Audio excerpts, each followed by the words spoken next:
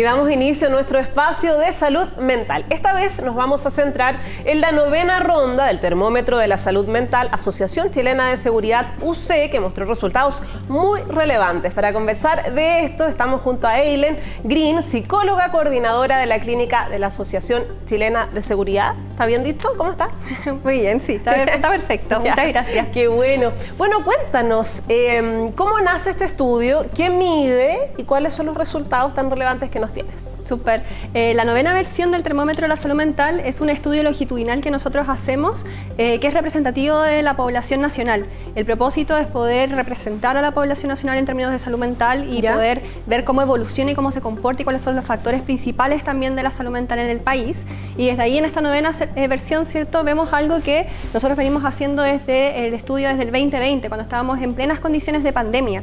Entonces, en ese barrido, ¿cierto?, en esta 9ª versión vemos de que indicadores como, por ejemplo, el malestar psicológico, la depresión, la ansiedad, el insomnio, la soledad y el empeoramiento de la salud mental, del estado de ánimo, vemos de que tienen una baja, ¿cierto?, de los niveles versus lo que nosotros hemos visto desde los inicios de la pandemia. Entonces, desde ahí tenemos mejores resultados, ¿cierto? Sí nos llama la atención, por supuesto, de que hay un 13,4% de las personas que reportan presencia o sospecha de sintomatología asociada a salud mental y que no han consultado con un profesional de la salud mental.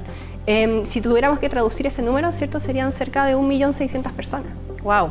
Es harto. Es harta población, ¿no? Y esto también nos da algún panorama de qué elementos o qué factores hoy inciden tanto en estos resultados positivos como también en este más de 1 millón de personas que no acude a un tratamiento o a una asistencia. Sí, mira, ahí en la presencia, ¿cierto?, y sospecha de salud mental vemos y desglosamos de que tenemos un porcentaje cercano al 60% de las personas que reportan síntomas de salud mental, pero que no tienen la necesidad de tratarse. Y eso es algo que llama también la atención, ¿cierto? Porque están teniendo sintomatología actualmente, sin embargo, no consultan con un profesional de la salud mental. Y desde ahí las principales razones para no consultar tienen que ver con que pensó que el problema se iba a resolver de forma por sí misma, ¿cierto? Vemos también la falta de financiamiento. O prioridad en otras cosas también. Claro, también, porque sabemos de que familia. ahí... Exacto. A veces es difícil entender la salud mental, ¿cierto? Y ahí tenemos un gran desafío entre todas y todos de poder entender cuándo es un momento para poder consultar con un profesional, también cuándo qué es esperable y qué no es esperable dentro de cómo me siento. Y ahí tenemos el desafío de poder psicoeducar también y concientizar a la población. Volviendo a la pregunta, ¿a qué se asocia, por ejemplo, los estados de salud mental de las personas hoy día, considerando la situación en Chile, el escenario actual, el contexto?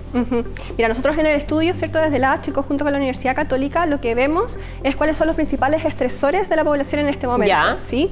Y en esta última semana, ¿cierto?, fuimos a preguntar a las personas qué son lo tienes más estresados. En el primer lugar tenemos el miedo, el temor a ser víctima de delincuencia, ¿sí? Ese es el primer temor de las personas, exacto.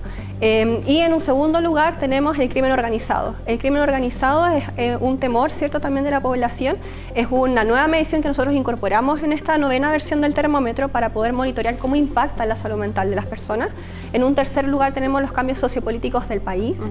Y en un cuarto lugar tenemos el cambio climático, ¿sí?, que también es un nuevo factor estresor que nosotros incorporamos en esta versión y que si sumáramos esos dos factores son cerca de un tercio de los factores que estresan a las personas.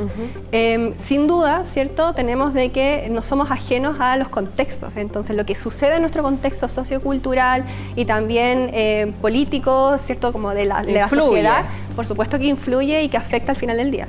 Y en relación a los resultados positivos que tú me decías al inicio, ¿qué hace que estemos mejor en ese sentido? Veámosle también lo bueno a esta medición, ¿cierto?, a los resultados. Sí, mira, ahí es interesante, ¿cierto?, entender qué es lo que nos está ayudando a mejorar, ¿cierto? Desde el inicio de la pandemia pasamos de un confinamiento, ¿cierto?, a tener mayor acceso quizás a servicios de, por ejemplo, telemedicina.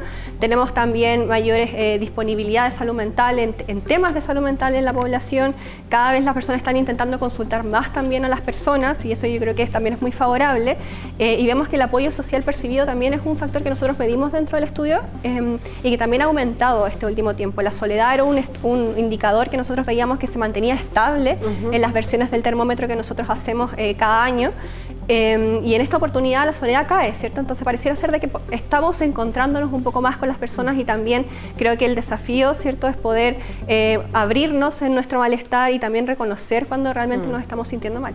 Sin duda, de conversar, ¿no? ¿Cómo avanzar hacia una mejor salud mental en nuestro país, además de poder visibilizar? Porque siempre hablamos de eso acá, al menos en el programa, de que por lo mismo existe esta sección de poder conversar. Pero ¿qué más falta? ¿Cómo avanzamos? Ahí es interesante, ¿cierto? Desde el termómetro, que es el estudio que nosotros hacemos, queremos que esto sea un input importante también para el desarrollo de políticas públicas, para visibilizar estas temáticas, como tú bien dices. Y creo que el desafío está en la promoción, ¿cierto? De poder psicoeducar a la población, de poder entender cuándo es un momento para consultar, qué es esperable, qué no es esperable, si me siento muy mal, cuánto es un tiempo prudente para sentirme mal, ¿cierto? Y no estar aguantando mi malestar. A veces las personas, lamentablemente, subestiman los síntomas y creo que desde ahí el educar es un gran paso para poder promover una salud mental. También tienen que ver otros factores como, por ejemplo, mantener buenos hábitos de higiene del sueño, por ejemplo, una buena alimentación, establecer también relaciones interpersonales profundas, tener apoyo de la comunidad.